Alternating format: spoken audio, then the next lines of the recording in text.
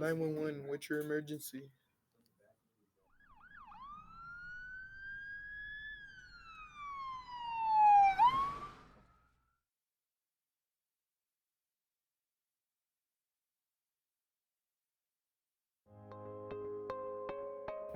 In Kentucky, there is a lack of healthcare availability, especially in rural areas. Kentucky's average ambulance response time is over 10 minutes compared to the national average of about 7. This means Kentucky ambulances take about 3 minutes or longer to respond compared to the US. This is a growing issue in Kentucky, and we want to figure out a way to stop it. I'm Betsy Wise, and I am a nurse practitioner. I work for the University of Louisville Hospital with the stroke team, and I've been in that position for 15 years in January. And then I also do something called telemedicine, and telemedicine is kind of new. There are a lot of access to care issues throughout the state of Kentucky. I've never personally worked out towards the Appalachia areas, but we know that those patients don't have the same access to care as we do here in Louisville. We are trying to branch out with our telemedicine. We've been doing somewhat of telemedicine since around 2007. But we relaunched a whole telemedicine service, being able to provide stroke expertise as not only nurse practitioners but neurologists to hospitals that don't have neurology as their service. So we're trying to bring our specialized care out to some of those surrounding hospitals that can't afford to have neurology on staff. So we currently provide this service in Indiana, in Jasper, Indiana, Madisonville, Kentucky, and then we also go to Shelbyville, Kentucky, the Jewish hospital there, and then Campbellsville, Kentucky. So we're kind of everywhere, and then we have a couple of hospitals that are interested in bringing that service to them out in Indiana that, again, don't have that service. One of the things that is probably most appealing to patients and hospitals in the surrounding counties that we do provide service for is that they don't have to leave their community. And I think that that was huge, was where before we would bring everybody into Louisville at our core hospital. And when you do that, you take patients away from their families and their support systems. So being able to leave the patient in their own home hospital, wherever that city is, or that community is, helps them stay in their community and just have their support system there, so that's really huge. However, on the other side of that is access to care is different when you're talking about trying to get a patient even to a hospital. So there's a lot of stuff that we can do as far as education, trying to educate the community on what a heart attack is, what a stroke is, how to call 911, because you'd be amazed at what people don't know. And so we're always trying to educate the community about what a stroke looks like so they can call 911 and get them to the quickest local hospital that they can.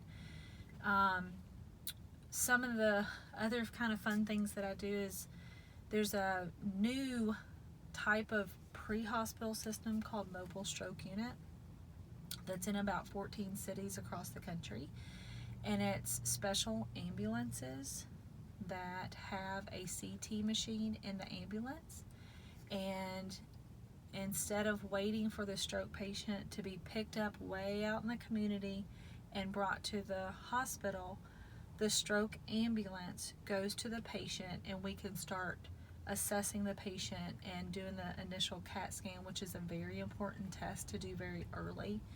And we even can provide certain medicines that can make patients better quicker. and I get to do that in Memphis, Tennessee. So I'm one of the nurse practitioners on the mobile stroke unit. That you have a nurse practitioner, we go, we assess the patient, and we do the CT, we read the CT, and then we call the neurologist at that hospital and say, this is what I have, this is what I'm bringing. And that way it allows the team that's going to take care of that patient already have all that information before we get there with the patient. So the patient's care starts as soon as the ambulance gets there, not as soon as the patient gets to the hospital. So we're trying to bring more maybe access of health care to the patient quicker in the stroke realm.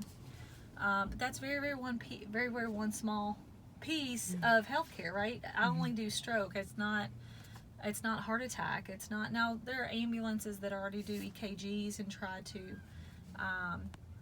notice heart attacks very quick.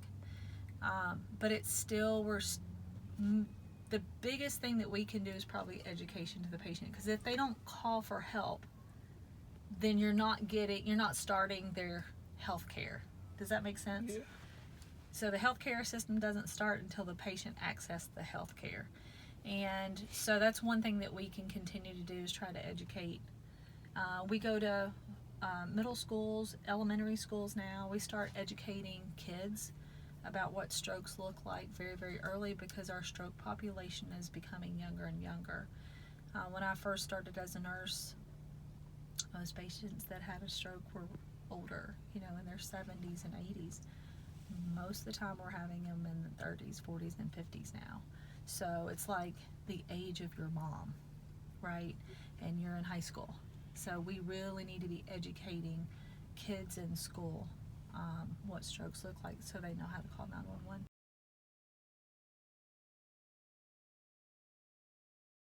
My name is Dylan Nash. I've been an EMT almost 5 years now. I was two of those 5 years I was a volunteer firefighter as well. I am also in the military. There is a little bit of medical training and response training there as well. I've been in that for 8 years in December. I've never needed to call 911. I've never been around where I've personally needed that.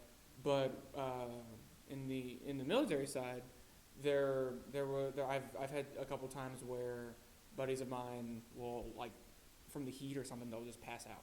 One of them just he had a heart condition, and he just, like, after doing PT with us, just like laid down and passed out. So they had to call 911 for him, but that was a little different because then I got to respond to him. So I actually, I haven't there is equipment that we get occasionally. It kind of depends where you are and who you work for. Like when I was, I've worked both the private side of EMS and like the public side. So when I was at Metro, we had all sorts of equipment that was, that we either bought, that we were given to by the state or by hospitals. Some of those are huge helps. Like there's one that basically does CPR for you. You just put it on there, and then you can, you have more hands to work anything else that they may be struggling with.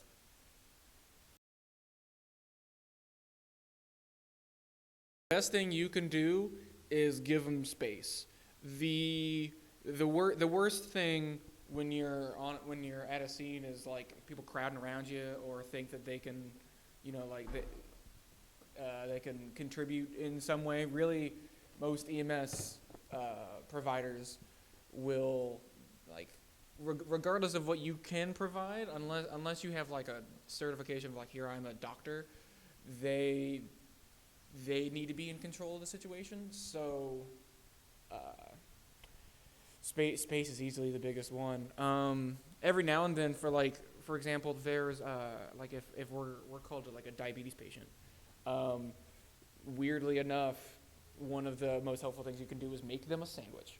So I've done that before, where we've showed up and be like, cool, we'll help you out. In the meantime, I need you to go to the kitchen. You have peanut butter. Make me a peanut butter sandwich. And then you give it to the patient. But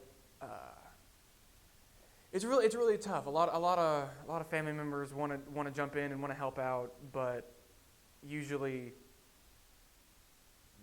the less variables EMS has to worry about, the better. That you've taken a step now in being interested, and I think that that's the first step, is actually being interested in where are the problems, right? So we have to know what the problems are and where they are to even begin to try to fix them. And I think that at your age, being interested, it shouldn't stop with just being interested. If you're really interested, try to have people come into your school to educate your classmates, educate your teachers about the different health problems that we have. So, you know, like I said, we've been invited to, not just us, but anybody's been invited to several different elementary and middle schools.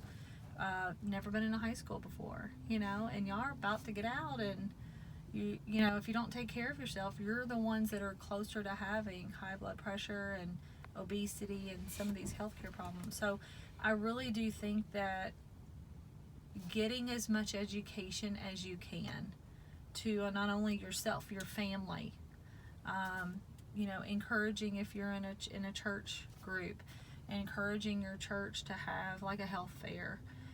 Health fairs are very successful in at least getting some education to the community, and making the community more aware.